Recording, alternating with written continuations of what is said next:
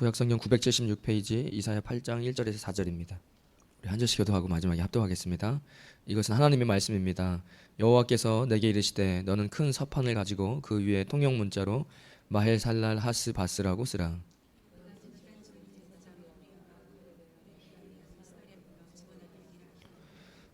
내가 내 아내를 가까이 하매 그가 임신하여 아들을 낳은지라 여호와께서 내게 이르시되 그의 이름을 마헬살릴 하스 바스라 하라.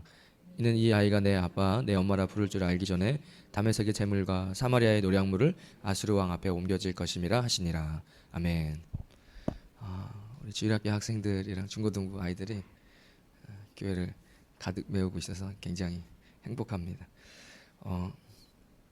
제가 잠깐 와서 기도하는데 우리 아이들 이사야 지금 이 배경이랑 이렇게 하기에는 조금 어려울 수 있겠지만 제가 들었던 생각 하나는 지금 이 이사야 선지자가 활동하는 시기가 나라에는 좀 어려운 시기죠. 한국으로 따지면 북한은 이제 한 15년 뒤면은 망해요. 남한은 예수님 잘 못 믿는 나라가 돼버렸어요.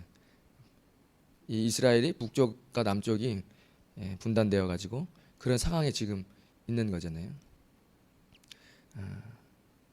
근데 개인적으로는 이사야가 이제 남유다의 이야기 하잖아요. 아이들이 어제 태풍이 와가지고 세상 사람들은 할로윈 귀신 파티 하는데 생각보다 굉장히 위험한 거거든요. 귀신 파티가. 귀신으로 분장하고 그리고 언니 오빠들이 막 술 먹고 놀아요. 근데 이게 왜 그러냐면 사람 안에는 죄를 짓고 싶어하는 마음이 있어요. 그리스도인도 우리 죄인이기 때문에 죄를 짓고 싶은데 특별히 귀신으로 분장을 하고 가면을 딱 쓰면 내가 누군지 모르잖아요. 그럴 수 있거든요. 근데 그 분장이 천사가 아니라 이제 귀신이잖아요. 귀신들.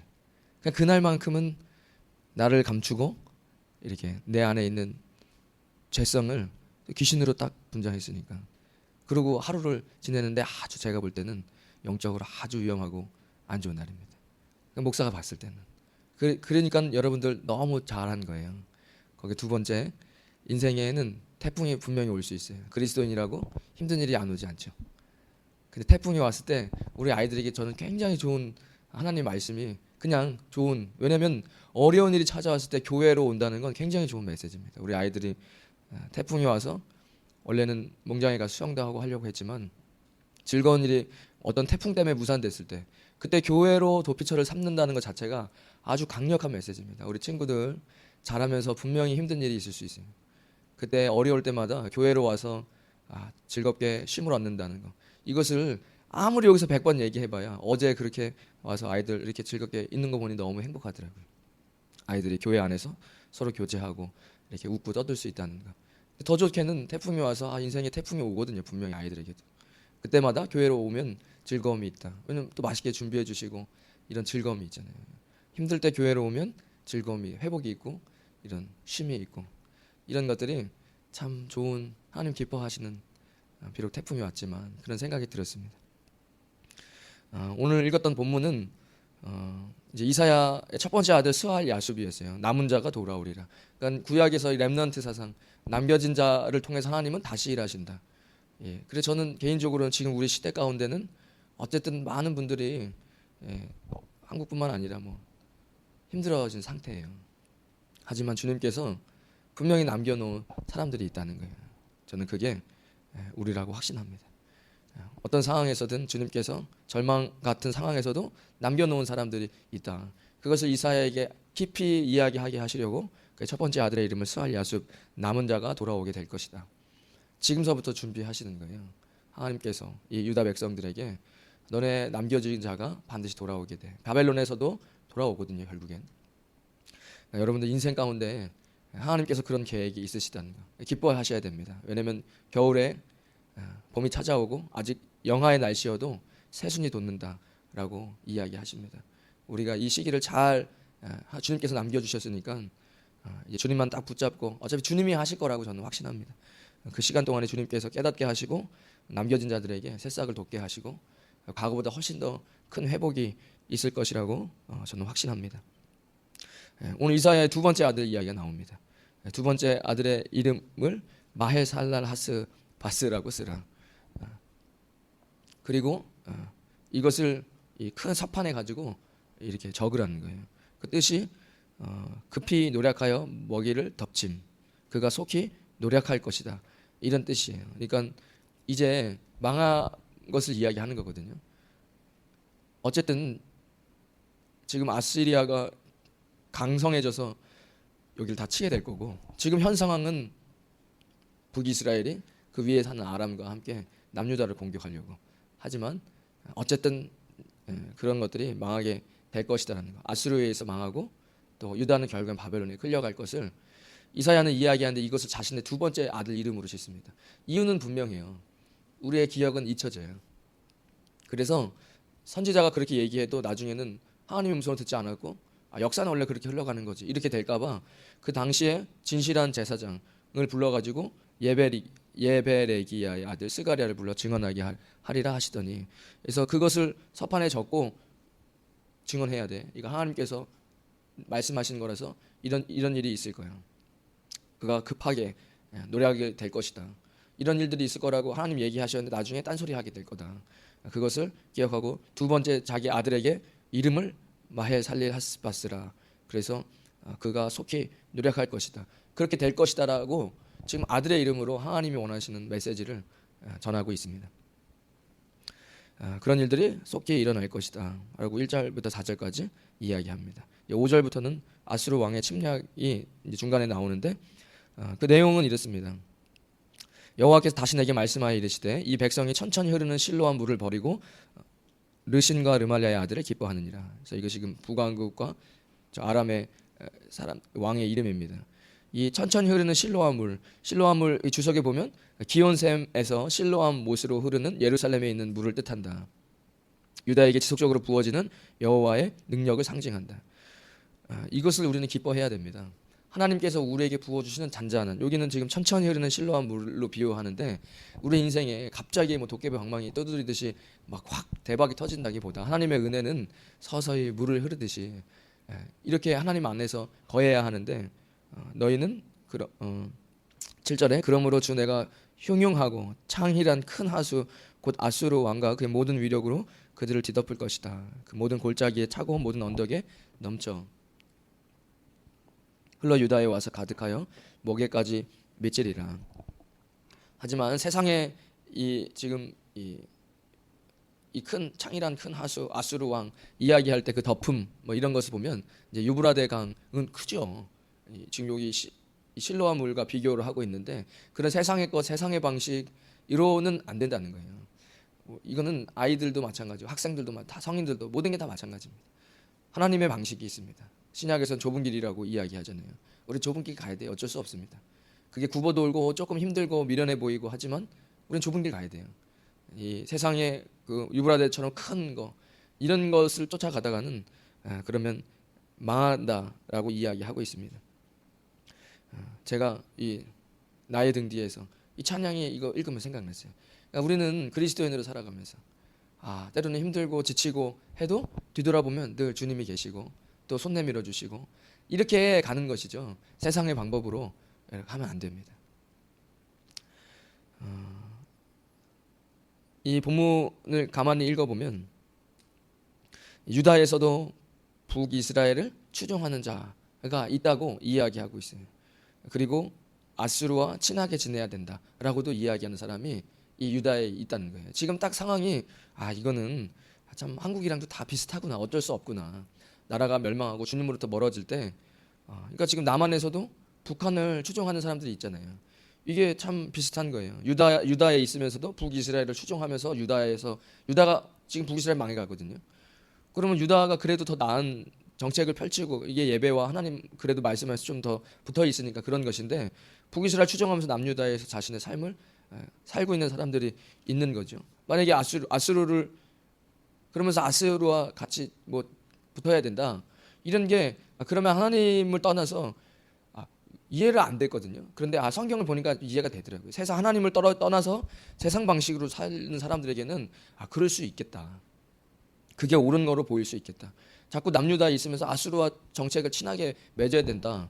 그 제가 완전 대국이거든요. 지금 딱 이 상황에서 아시리아는 이제 점점점 완전 신흥 강대국이에요. 이 유다 땅, 이스라엘, 아람, 뭐 이런 에돔 이런 국가와 비교될 만한 국가가 아니라 엄청 큰 대국이거든요.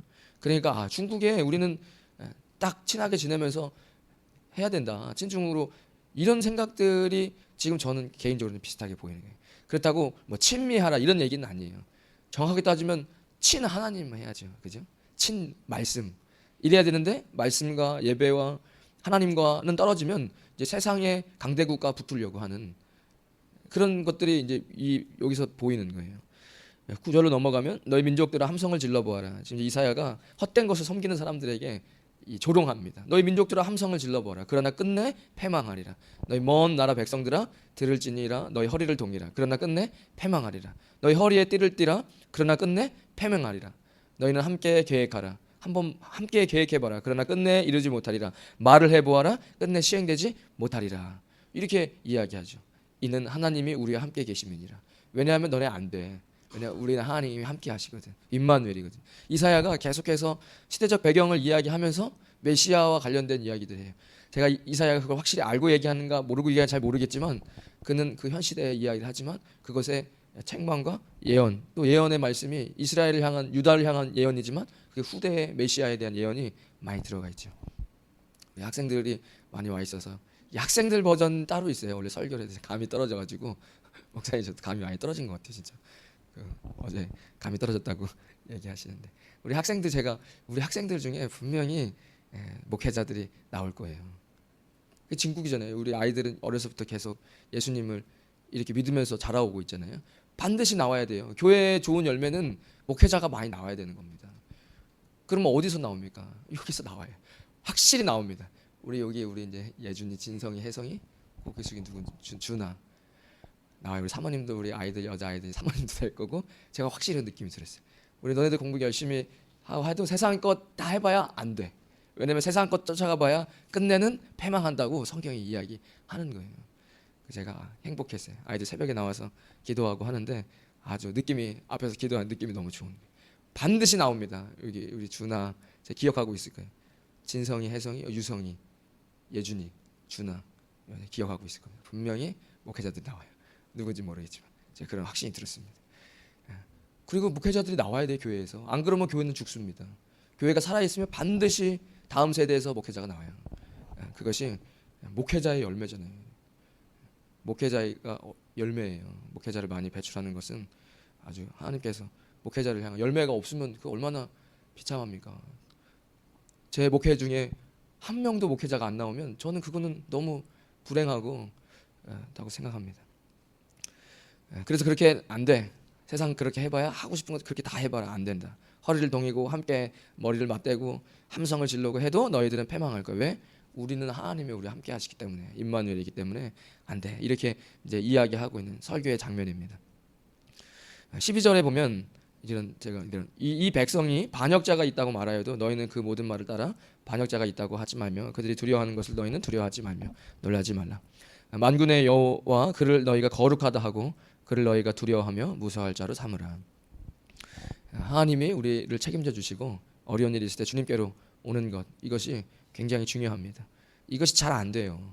어릴 때부터 교회에 잘하고 말씀이 들어오고 이러면 모를까 성령님께서 강하게 역사하지 않는 이상 성인이 돼가지고 하나님만을 의지한다는 게 쉽지 않습니다. 왜냐하면 사람이 습관이라는 게 있고 경험을 통해서 배우는 게 있잖아요. 성령님께서 역사해 주시죠. 성인이 돼서도 주일학교 때부터 교회 나왔던 애들은요 거의 걱정 없어요. 왜냐면 제가 비록 올해는 아니어도 저도 오랫동안 교회에 있어봤잖아요. 성인이 돼서 교회를 찾아와요. 전도자가 없는데. 그럼 제가 물어봐요. 나중에 여러분도 혹시 물어보세요. 이미 성인이 되셨는데 전도한 사람이 없어요. 근데 스스로 교회를 왔어요. 그분에게 물어보세요. 혹시 어렸을 때 교회 다니셨어요? 100% 교회 다녔습니다. 제가 교회에서 전도자가 없는데 그냥 스스로 교회에 오시는 분들에게 물어봐요. 그러면 어렸을 때 다 주일학교 때 교회를 다녔는데 삶이 힘들어지니까 다시 교회를 찾아오는 거예요. 어렸을 때부터 신앙생활 하는 게 참 중요하죠. 13절에 하나님만을 그렇게 거룩하다라고 생각하고 그분을 경외하고 그래야 된다라고 이야기합니다. 14절에 그가 성소가 되시리라. 그러나 이스라엘의 두 집에는 걸림돌과 걸려 넘어지는 반석이 되실 것이며 예루살렘 주민에게는 함정과 올무가 되시리니 많은 사람들이 그로 말미암아 걸려 넘어질 것이며 부러질 것이며 덫에 걸려 잡힐 것이니라. 로마서 9장 33절, 베드로전서 2장 7절에 보면 예수 그리스도를 믿는 자는 그것이 그에게 보배가 될 것이나 믿지 않는 자들에게는 부딪히는 돌, 거치는 반석이 될 것이다. 이렇게 이야기합니다. 아마 이 본문 말씀을 가지고 사도 바울이나 베드로가 쓰지 않았을까. 어찌 보면 우리가 예수님 잘 믿으면 그것이 보배가 되고 우리의 삶에 정말 좋은 것이 되지만 믿지 않는 자들에게는 어쩌면 교회라는 것이 부딪히는 돌, 인생의 걸림돌이라고 이야기할지 모르겠어요. 교회가 바이러스 만드는 곳, 방역의 걸림돌이 되는 것처럼. 그리고 세상은 교회를 미워할 수밖에 없습니다. 그냥 미운 거예요. 왜 그냥 밉냐면 자신은 어둠 가운데 있는데 교회는 세상의 빛이거든요. 그러니까 우리 학생들도 사춘기 올 때 친구들 또래 집단이거든요. 반드시 와요. 사춘기가 되면 또래 집단이에요. 부모님보다 그리고 어떤 뭐 말씀보다 사실은 그 딱 시기는 내 주변의 친구들이 나의 정체성을 대변해 줄 나이가 오거든요. 친구들이 예수님을 다 안 믿잖아요. 그럼 자기가 예수님 믿는 게 부끄럽다고 느껴질 때가 있을 수 있어요. 그런데 세상은 늘 교회를 싫어해요. 아주 정확하게 따지자면 그 정확한 이유는 한 가지예요. 그들은 어둠을 선택했어요. 그리고 어둠 가운데서 자신의 죄를 지어요. 그런데 그 죄가 드러나지 않아요. 어둠에 있기 때문에. 그래서 죄를 짓는 사람들끼리 어울려요. 세상은. 근데 교회와 예수 그리스도, 예수님을 믿는다는 것은 빛이에요. 그러니까 여러분들 여기 불이 다 불 끄면 지금 컴컴하겠죠. 새벽이니까. 근데 불을 탁 켜니까 이렇게 밝아지는 거죠. 우리는 하나님의 백성이라서 이 불을 탁 켜니까 싹 예배당으로 몰려오잖아요. 여러분들 아침에 딱 일어나서 교회에 온 것처럼. 근데 세상 사람들, 예수님 안 믿는 사람들은 이 빛을 싫어해요. 왜 싫어할까요? 본인이 어둠 가운데서 있어야 죄를 지으면 여기에 더러운 게 묻는 거예요. 그러면 이렇게 밝은 데 오면 여기 더러운 게 묻었네 알 수 있는데 죄를 지으면 더러워져요, 몸이. 그런데 여러분들 죄를 짓잖아요. 그럼 더러워요. 근데 빛으로 안 나오면 안 보여. 내가 더러운지. 그죠? 불 끄면 깜깜해서 여러분 얼굴도 서로 안 보일 거예요. 그러니까 빛으로 나오고 싶겠어요? 안 나오고 싶겠어요? 나오기 싫죠. 그래서 세상은 자꾸 교회를 싫어하고 어둠 가운데 있으려고 해요. 예수님 믿는 사람들은 빛이고. 그러니까 어둠에 있고 싶어하는 사람들은 빛을 싫어할 수밖에 없어요. 이것이 어쩌면 영적인 세계입니다. 우리 학생들도 예수님 믿는 거 친구들이 싫어하고 욕해도 그래도 그렇게 이것을 잊어버리면 안 돼. 교회는 빛이고 예수님은 빛이신데 쟤네들이 내가 예수님 믿는 것 때문에 나를 손가락질하는 건 쟤네들이 더러운 게 많이 묻어 있는데 밝은 데로 나오고 싶지 않은 거구나. 여러분들이 예수님 잘 믿고 빛이 확 비치면 얘네들이 부끄러워, 내 여기 더러운 게 묻어 있는지도 몰랐었는데 이거 더러운 게 묻어 있었네. 그러면 얼른 빛으로 나아가서 씻어야 되겠다 하고 예수님 같이 믿게 되는 거예요. 우리 이사야 9장은 이렇게 이사야가 그 시대의 상황에서 북이스라엘 향해서 또 남유다를 향해서 이야기합니다. 하나님만 경외하고 그분이 우리의 보배고 우리의 반석이에요. 신약에서도 예수님께서 어제 태풍 불었으니까 이거 한마디만 하고 마칠게. 아이들 길게 하면 힘들어하니까. 탄탄한 돌 위에 집을 지어야 돼요. 목사님 네팔에 있을 때 큰 지진이 났는데 조그만 땅에서 이 파사이 정도 되는 땅에서 8,000명이 죽었어요. 지진이 나가지고 집이 무너지고. 성사님들이 딱 계신 동네에는 아무도 죽지 않았어요. 집에 하나도 무너지지 않았어요. 그 동네가 큰 바위 밑에 반석이 있는 건 나중에 알았어요. 그러니까 단단한 바위에 집을 지으면 집은 안 무너져. 그런데 어디에 지으면 집이 무너진다고 예수님 얘기하시죠? 모래 위에.